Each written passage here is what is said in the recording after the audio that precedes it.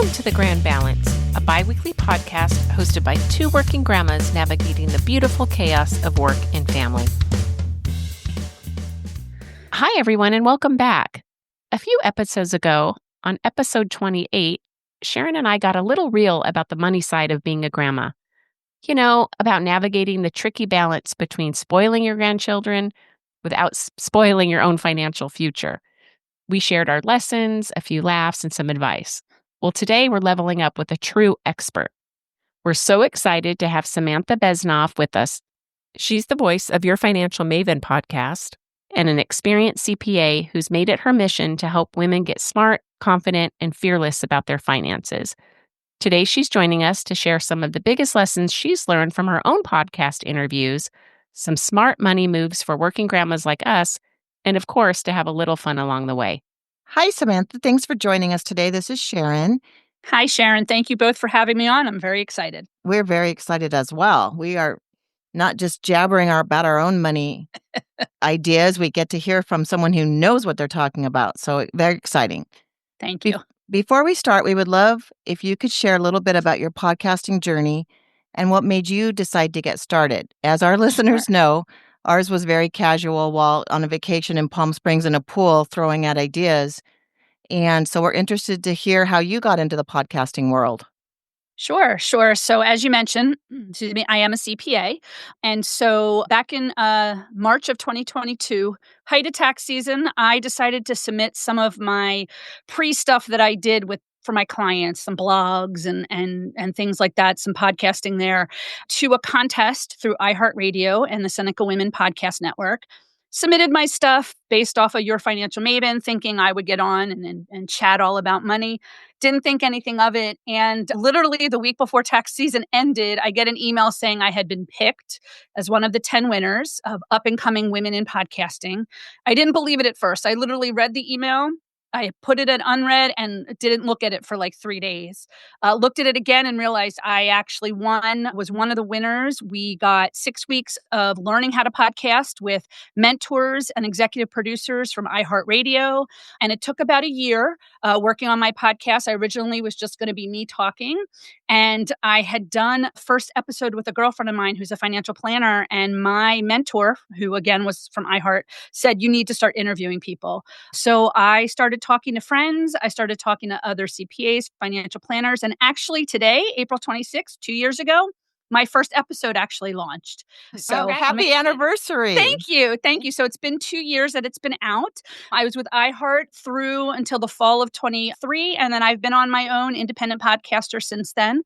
And I just love sharing my message about talking about money. We need to talk about it. Need to say it's not taboo to talk about it. And we have to help women, young adults, anybody really understand what it means, to have your money and know your money.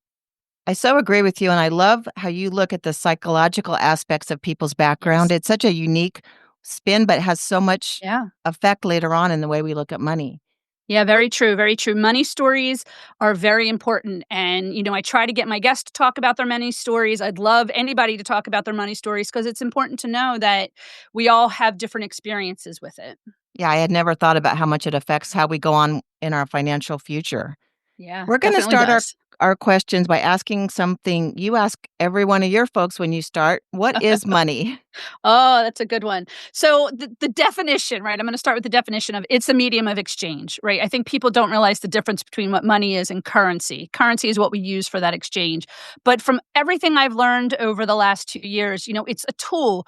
It's something that is part of our society, part of our life that we have to learn to manage and deal with, good and bad. So I think being a medium of exchange and a tool is really what money is, at least in my view. But, I've had all kinds of answers from all my different guests that I've had on.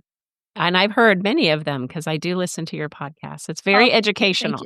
Thank you. I appreciate that. This is a podcast about working grandmas. So many of us are in our midlife. What do you think would be the biggest financial shifts we should be making in midlife as women? Sure. So just, so everyone knows, yes, I'm a CPA. A lot of stuff I'm going to talk about here, of course, is going to be general. I can't do specifics, my caveat that this is for educational purposes.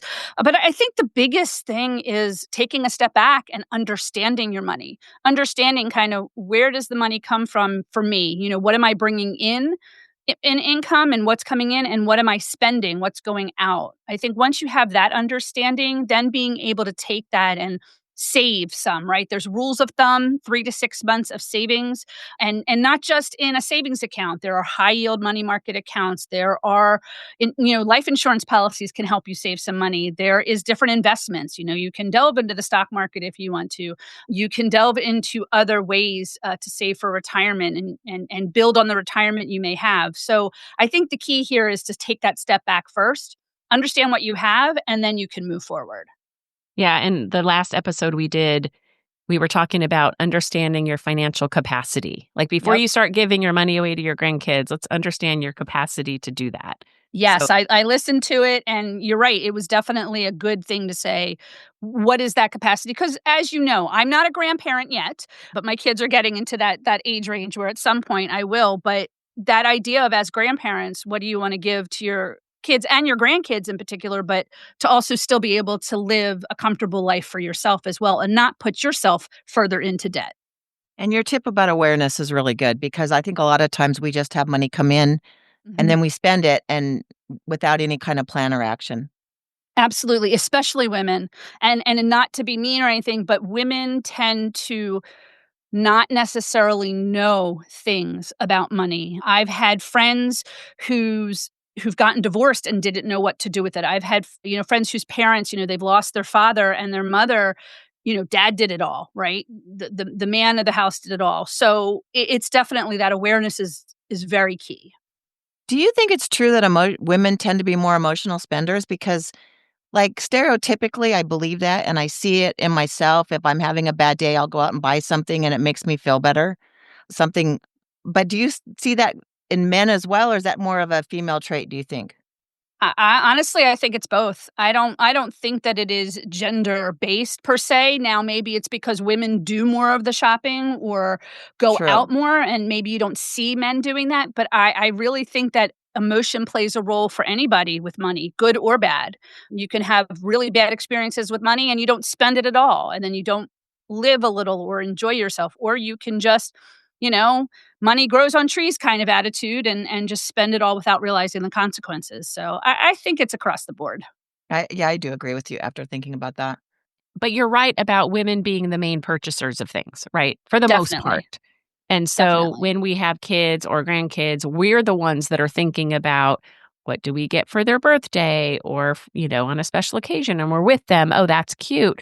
Men typically don't think about the gift giving and stuff like that. It tends to default to the woman in the family. Yeah, you are so true. I mean, there is studies out there that say when you go out to a restaurant and you're with a male counterpart, whether that's your spouse or partner or friends, women tend to look at the bill more closely to make sure that everything charged on that restaurant bill is correct. Men just say, "Here's my card," and go pay for it. So, you know, Oh, most men, I shouldn't so say that. My husband is really diligent about looking at everything line by line, but a lot of men don't. They just, "Here's the credit card, here's the cash," and yeah, they my don't pay husband actually attention. just pushes the bill to me. So Right. Well, there's that too. Right here, you take care of Interesting. it. You're the numbers person. Well, and besides gifts, women typically, stereotypically, are doing the grocery shopping, the purchasing of clothing, Yep. all the extraneous stuff, planning vacations often.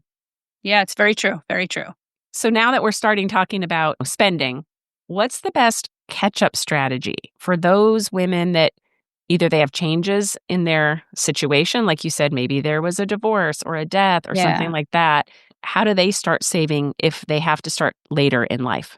Or just after Yeah. raising kids, because I mean, typically, when you're in the thick of it, raising kids, you're spending the majority of your money on bills, and then Yeah, very true. you find yourself nearing retirement saying, "Okay, I need to make a plan." Yeah. Yeah, and definitely, and there are some catch-up provisions that the IRS actually allows depending on age for retirement if you wanna put away for retirement, but if you don't feel that you can do that or you don't have enough of that, I always say Start with $1, put money away, whatever it is, put something away into a savings account that you're not going to touch and have a goal. Like I said, 3 to 6 months of savings you can have, whether it's for a goal for traveling or emergency funds. Put something away. Get into the habit of doing that. And then, taking that step back of, if you know what money's coming in and you know what money is going out, you're going to have a better understanding of what's kind of left over in the bucket on like a monthly basis or a quarterly basis. And you'll know that you can take some of that and put it away into a savings account. And then when that gets large enough, you can move it into, there are CDs, there's high yield money markets, or you can put it into your retirement. It's really good to talk to a financial planner, of which I am not, but somebody that can, if you can, to talk to you to help about that. Because there's also that and tax strategies, because you also have to be careful. I mean, you could certainly play the stock market and put your money into investments, but when you go to sell that, and if you have a gain, now there's tax on that gain. So you really just have to read up on it, research it, and if you can, hire a CPA, hire a financial planner if you're able to do that, to help you through some of this. But get into the habit. I think, what do they say? It's 21 days to get a habit kind of in your brain. So even if you can put $1 away every day, every week, every month, get yourself started. Do you have any advice about how to find a good financial planner? Well, I know a bunch of them through networking. So Right. some of it is through networking. So for small business owners, especially if you are in an area that has chambers, like really good chambers, good networking ability, a lot of financial planners are involved in chambers, involved in networking. So if they're small business owners, or if they're working in, corporate or for other people, that kind of thing can happen. Of course, word of mouth. And the other thing is to just start interviewing people in your area and having those questions and making sure they make you feel comfortable. I think that's part of, what do they say? You go to a car salesman, and if a woman is the one doing all the questioning, they don't talk to you the way they Right. talk to a man. So you really have to just do that research and have those conversations and make sure that the person you're working with can benefit you from the standpoint that you're a woman trying to build your retirement. But a lot of it is, word of mouth and networking. Oh my gosh. So you mentioned the women buying a car. Yeah. That literally happened to me. I went to buy my new car by myself, and they didn't really want to pay attention to me. Right. And then they says, "Well, here it is, but when your husband comes with you," I threw a fit in that. Oh, good for you. I was so upset. I'm like, "Are you kidding me right now?" Yeah. And then finally they got a woman to come take care of me because I was so pissed off. Yeah. No, it's so annoying. I worked in the car business. I ran the finance department, and I would be like the go-to and for the family to buy cars. And just the difference in the way people approach you is Oh, yeah. crazy, especially I was in the business for years. Oh, yeah.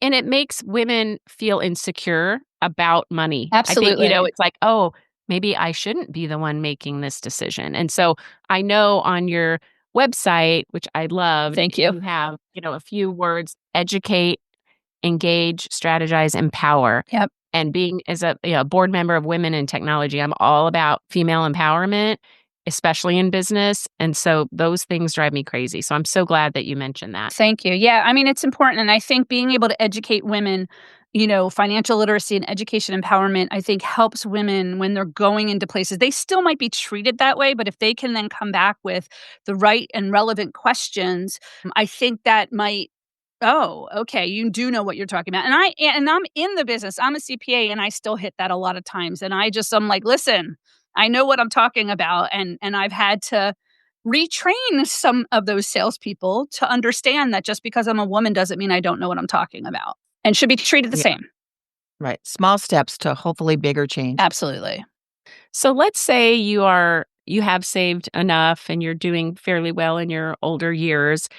Is there a right way to gift money or to help with college funds and things like that? Because I know there's tax implications with how much Yes. you gift and stuff like that. Correct. So that's the first thing to say. You can gift, and actually I looked it up because the rates change. But in 2025, each donor, so if you are married filing jointly, each of you can give up to $19,000 of gift money that won't be taxed. So there are ways to gift money in that regards. But I know in your episode you talked about the 529 plans and the grandparent loophole and giving, and I think that is great if it's a safer way for money for college or even for after, because you talk about transferring 529 when your kid has done or graduated college and there's money still left in the investment. how does all that work? So you can certainly do that. I know here in the state of Pennsylvania, there are potentially credits for giving to the 529. And I do believe the grandparents, if they give, can also get a credit on their tax return. The law can change again at any point because government can make their changes. But I think, being able to gift to the kids, you can gift it to them directly. You can do it through retirement. You can do it through a 529 plan. You just really have to pay attention to potential tax consequences. Is it pre-tax, post-tax, what's going in? And then, of course, with 529 plans, it needs to be used for K through 12 or for college. And then when they turn 25, it can revert to the student unless you give it to, like we have 2 sons. And when our older son was finished, there was still some money left in his 529. We rolled it into the younger son's account. So, nice. There are things that can be done. Again, that's where a financial planner can definitely help you make sure that you're properly gifting and properly going into the right vehicles. I've come across people where they've given money and then realized that maybe it needs to go into another vehicle. And if they take it out and they don't roll it over, there's tax consequences there. So you just really have to pay attention. Are you rolling it over? Are you gifting it? It's great advice. And to clarify, the $19,000 limit Mhm. is not necessarily for education. It's just a Correct. gift limit overall. Okay. Correct. It is Just an wanted to overall clarify gift that. limit. So if you are a grandparent and you want to gift something to your children, to your grandchildren, you can gift each donor can gift up to $19,000 and not have tax consequences on that. Yeah, I actually had to ask my tax advisor this when my daughter was getting married. Yeah. We wanted to just give them money for the wedding. We weren't Yeah. going to pay for the wedding, but we were going to give a gift. And at that time, I think it was $15,000 each. And so I was able to give $15,000 to both my daughter and my upcoming son-in-law, Yep. and my husband was able to do it. So that ended up being, I think, $60K for Yeah. both of them for Yeah. that wedding. So, and we got permission, from the tax advisor to do that. But Yeah. that could also be something that grandparents could do as well to contribute to something like that. That's a good strategy for the wedding, too. Yeah. That is not what I did. You paid for the whole thing. I just paid. Yeah, I mean, I think it's a good idea that if you can gift it, then, there isn't any tax consequence on your end, and on their end, it's just a gift. So if it's within the exclusion limits, there won't be. If you go above that, then you have to file a gift tax return, and there are other potential consequences on that. Yeah, that's a great tip. I Yeah. had not known. Yeah, Thank and you. doing that, actually, it got them thinking about, well, do we really want to spend this? Because now if we Right. go over the $60K, it's out of our pocket. Right. Right. They had an amazing wedding, and I'm sure they had to spend more than that. But Right. but at least they really got them thinking. Yeah. Because when they're using their own money, the decisions are very different. Absolutely. Absolutely. And if there are ways that we can help our children, our grandchildren, and they get a good benefit out of it, then why not? We talk a lot on our podcast about getting up to the recent times with technology and so forth. Are there any favoriting budgeting apps you use or anything that makes things easier for people's day-to-day financial life? So I don't think that there's any particular one. I think it's user preference. I think the biggest thing is just being able to make sure if you want to connect your bank account to a budget software, Mint used to be a big one. They are no longer around, but you could set up an Excel spreadsheet if you're, able to do that. There are other apps out there. I don't know any in particular except for accounting software apps that I use. But I think any app that provides an easy way for you to add your information and for you to track and monitor, you bring up budgeting, and I listened to your episode about that as well. And I always say budgeting is a great tool, but it is not set in stone. It is not something that you can't vary from. I mean, you shouldn't vary from it all the time, but it's a goal setting tool. It's a way to help you manage your money. So I really think any app that you're comfortable with, that gives you what you need to show your income, to show your true expenses, and helps you easily build that budget, it is something you can certainly have. And it all depends on what you want to do it for. And you can utilize your bank accounts. They have ways that you can set up your checking account and then maybe have 2 or 3 savings accounts that you can put away money into different buckets and kind of use that as your budget of every month I'm going to put 10% away, for a goal that I want to go on a vacation, or 10% away for savings or things like that. Yeah, I don't Angela's know. big on the bucket method. Yeah, there is. I am So big so on the yeah, so bucket. so there's the bucket method. The methods. There's another method you had talked about. I don't know if it was you, Sharon, or Angela, about using the envelopes. So there's the envelope method. That was my dad. Your That's dad, how he right? Of taught me. savings. Yeah. There is the 50-30-20. It's a percentage of want, needs, save, where you can use really any percentage, but you take your monthly or your quarterly or your annual amounts and you say 50% is going to be used for my needs, 30% is for wants, things I want to do, and 20% is for savings, putting it away. So you take kind of what you're bringing in as income and then you put it into those buckets. So that would be, kind of like the bucket method in that regards. They taught that in college. I Okay. know that. Oh, I'm That surprised. was the strategy. Which school did you go to? Because I didn't know that No, colleges did that. no, they taught that to my Oh, son okay. because I would always help him like read his papers and Okay. stuff. And so that's what the method they taught him. And he had to do like this full budget Yeah. and all of that. And it was good. I'm glad they're doing it. And they're going to start doing it in high school too. Well, they I know are the more doing it here in Pennsylvania, but I will tell you, I don't think it's as robust as it could be. and the financial literacy for Mhm. students would be a great area for, I Certainly. think, improvement could be used across the board, Cer- high school and college. I for agree. sure, 'cause Yeah. I never got any type of, Nope. and I was a finance major Okay. and never really got any type of budgeting. The other thing I found through apps that I thought was interesting, I wasn't aware of, is a lot of the credit cards have, like Mhm. one of my credit cards has CreditWise, and Yep. it's so interesting. You can just pull up all your open credit cards. It tells you when you opened them, your balances, things you've closed. Yep. And I didn't realize until recently that's a free perk Yes. that you have. And I don't know if a lot of people know about that, but check your credit cards. Yep. I agree. So Credit part. CreditWise is a good function of any banks, but you do know that you can up to, I think it's 3 times a year, you can check your credit for free on the 3 main credit card or the 3 main credit sites. You don't have to sign up and pay or whatever unless you really want the detail, but you can check your credit. You can check to see, are you in good standing with things? But CreditWise does a nice job of summarizing that as well. And I tell my boys and I tell people you should at least check once a year, check to make sure things are updated. They still have some stuff from mine that are long ago, 30 years ago, that is just showing up as I had this credit card. So it doesn't, it's not just current, it can show years of data. Right. And an important point for people to know is you need to always keep your longest open credit card open because it will heavily affect your credit score if you close that one. Yeah, it can. It can. Yeah. So I had a big shock happen this month. Oh, no. So I pride myself on having exceptional credit. I think that's what I learned from my dad. Like, just always be watching that. And I had major expenses. I have some properties and they're all falling apart right now. So I had some major expenses, put everything on the credit card to earn points, so for Right. travel and stuff. And I got a notice from my credit card or the agency, I think Experian. And it said you went from exceptional to very good because the amount of money you put on your credit card was so vastly different than what you normally do on a Yep. month-to-month basis. Yep. I had no idea that deciding to put that all on a credit card was going to have that impact. It absolutely Now I does. got to start all over yeah. again. Yeah, because you've added more debt, right? Your debt Right. increased. So they don't And know your you can't percentage pay of it back. usage. Right.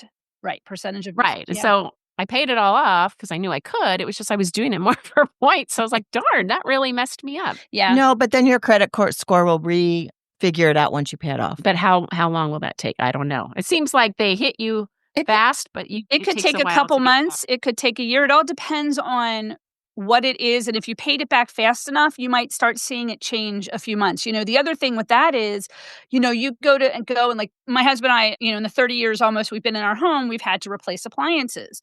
And we're big on if it's 0% financing, we're going to finance it. Well, every time you do a 0% finance, they check your credit. And that can drop your credit score because they're because of the credit inquiries. because of the credit inquiry. So we had to, in the last year, get a new stove, microwave, and refrigerator. And then we just bought ourselves a new car in December. So our credit, actually, we pride ourselves on trying to be as excellent with our credit as well. It dropped a bit because we had too many inquiries in a short amount of time. Now it's going to go back up. It won't wait as long. But yeah, there are things that affect your credit that you don't realize until it affects your credit. Yeah. It was a lesson I never even thought of. Yeah. So very true. What would you say is the most underrated money habit? Oh, Most underrated money habit. I think savings to a degree because people panic, especially those that are living paycheck to paycheck or, might have to pay back a lot of student loan debt and they're doing okay, but they want to pay that so they don't put money away because they don't think they can. And that's where I go back to just put $1 away. Even if it's $1 a day or if it's $1 every month, just start to put something away. I think on some level it's underrated. It is and it isn't, right? People say you should save, save, save. But I think it's underrated because people don't explain how you can do it or give you the grace or say there's no shame in just putting a little bit away as long as you're doing it, is how I view it. Well, and like you said, you're just establishing a habit. Yeah. Yeah, definitely. Yeah, and even if you have to give up a little something once a week, maybe it's worth it. And I also think the idea of talking about money is underrated in the sense that we should do it. It is not a taboo. Like you guys, I grew up watching my mom, my dad, and my grandmother who lived with us, to learn about money. They didn't really talk to me about money. You didn't really hear conversations about it when you're out with your friends. Like people it was a secret. And I think that we need to talk more about it. It's important. It's funny you say that. I felt like growing up that the better I did in my career, I felt a little shame. Yeah. And here's why. My grandfather, when I got a job that sent me over a certain limit of my income, I was so excited. I mean, this was like I've worked so hard to get here, right? And somehow my grandfather found out. I'm not sure how. My mother probably told him or something, bragging. Right. But anyway, he said, nobody except the president of the United States should make that much money. Because I grew up in a very humble, we all were blue collar workers. Yeah. I grew up in that type of environment. And I was so, so hurt. And I think it made me ashamed to talk about money, success of women and things like that. Yeah, and you're not the only one. Yeah, it's been taboo for so long. And I do far too think your point is so well taken that we need to feel comfortable talking, and not only just talking about money and expenses, but talking about how much do we make in our career and how much do our counterparts make? Because if the knowledge isn't out there, we never know. Right. You don't know what you don't know. Right. Exactly. And I mean, I get a lot of my friends know I talk to my kids all the time about our money and I always have, but I get some people going like, well, why do you tell them what you make or how much the mortgage on the house costs? I'm like, because they have to learn. And I'm not ashamed to share with them what we do and how much I make or how much the mortgage might be. I mean, we don't have a mortgage anymore in our house, which is a good and a bad thing. That's a whole nother good and a bad thing, especially with kids going to college and the FAFSA and not, we're considered debt poor because we're good stewards of our money and we don't have debt. So that hurts us with scholarships and stuff for where my son goes to school. But I think, I talk to our kids about that and about investing and where we're putting our money because I want them to learn, not because I want them to go bragging, to their friends about what we make, but so that they understand when they're in their situation. And my 23-year-old has, been out a year from college and working, and he has questions, and he wants to know about putting money away. And so we tell him, listen, this is what we did when we were your age, 23, 24, and there should be no shame in that. I love that you have that open communication because growing up, there was never money discussions in front of me, and I also did the opposite with my kids. We always talked about bills, expenses, everything about it because it was such a thing that was never spoken about back in the day. Yeah, I agree. I mean, I watched my grandmother just cutting her checks and making sure they cleared on time and going to the bank with her and having her, listening to her talk to the tellers, but they never really sat down and said, this is what this is. And, and I learned a lot because I went into accounting. So from my aspect, for me, I think I learned a lot more than my peers because that's the profession I'm in. We had talked about how on the episode 28, you kind of have to be careful, though, because if you talk too much about money and they know you have it, then are there concerns about, well, you have the money. Why can't you give it to me, right? I know these are all relationship issues, but then to what degree do you talk about money?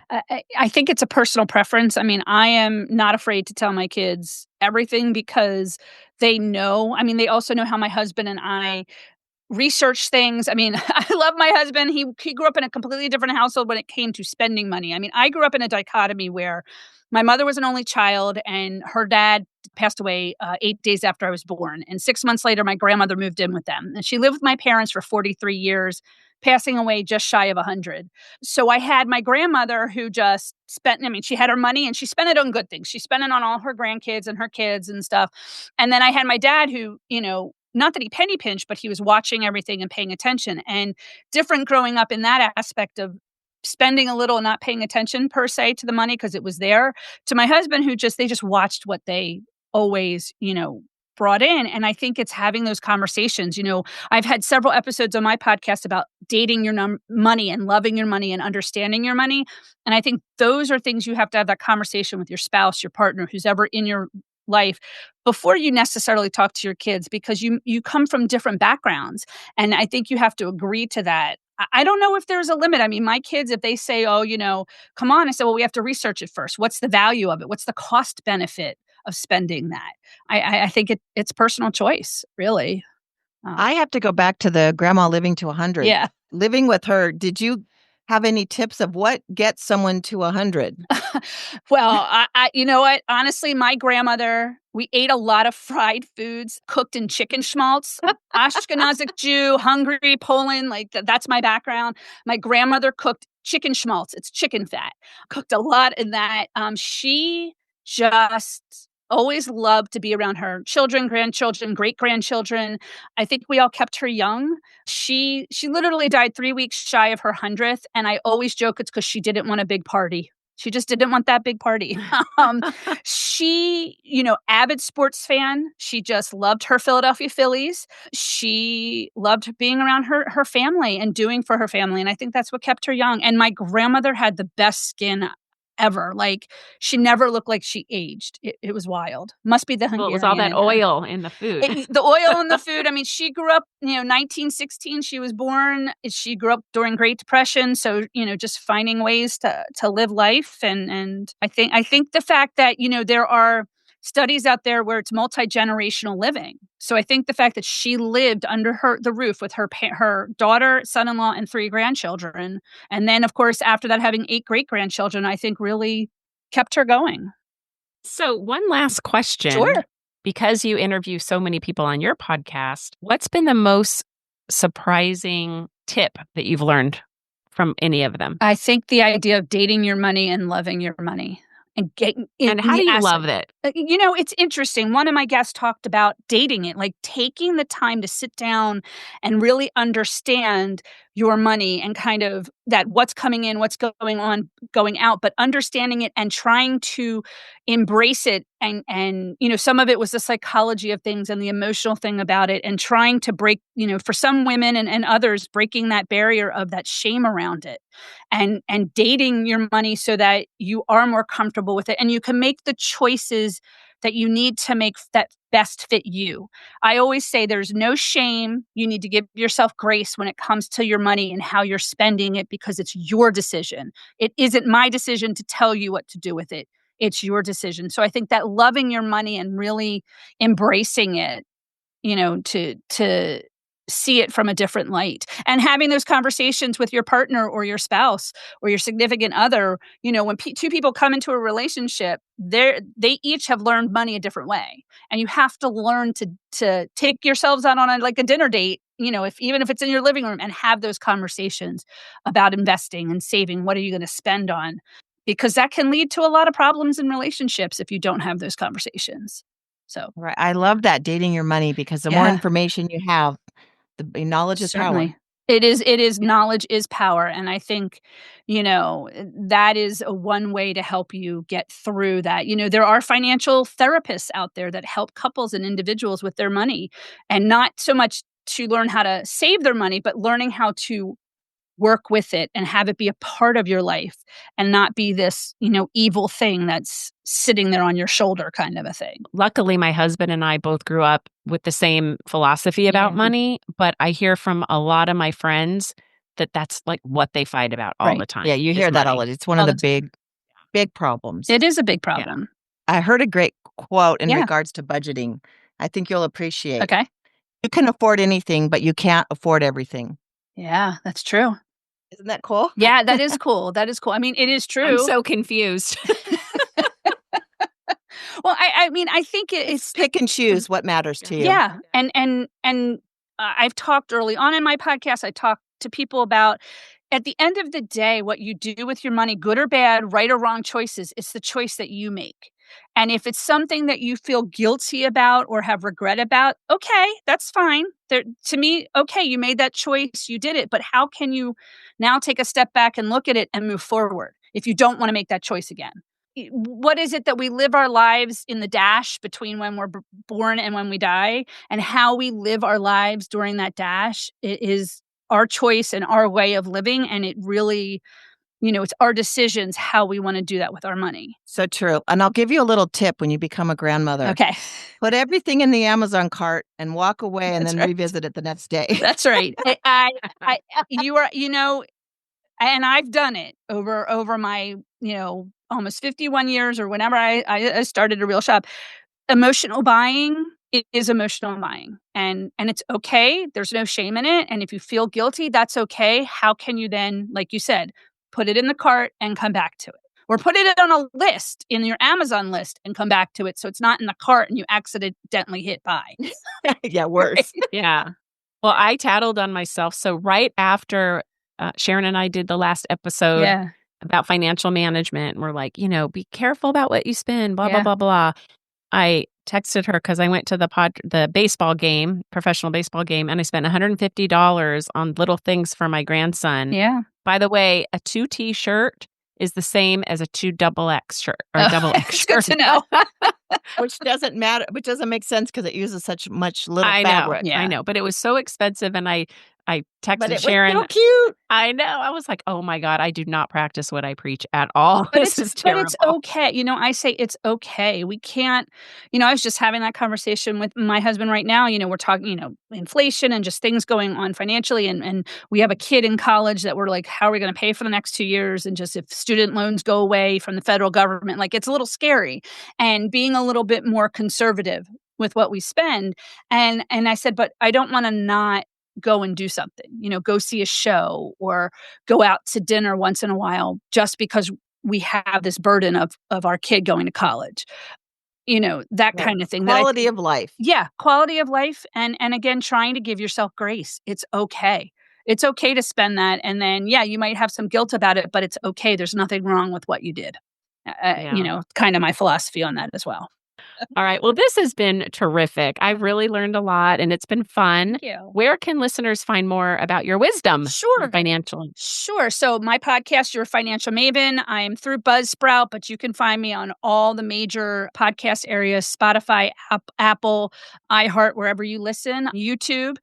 You can also check out my website, www.yourfinancialmaven.com, and that's where you can find me. Well, thank you so much. You're welcome. It's been really fun talking with you. Yeah, this has been great. Thank you guys for having me. I appreciate it. Thank you for listening. Please like and subscribe to the podcast so we can continue to grow our community. Also follow us on Instagram at Working Grandmas Podcast, on Facebook at The Grand Balance, a Working Grandmas Podcast, and join our LinkedIn group, Working Grandmas. You can also email us at info@workinggrandmas.com or message us through any of our social media platforms.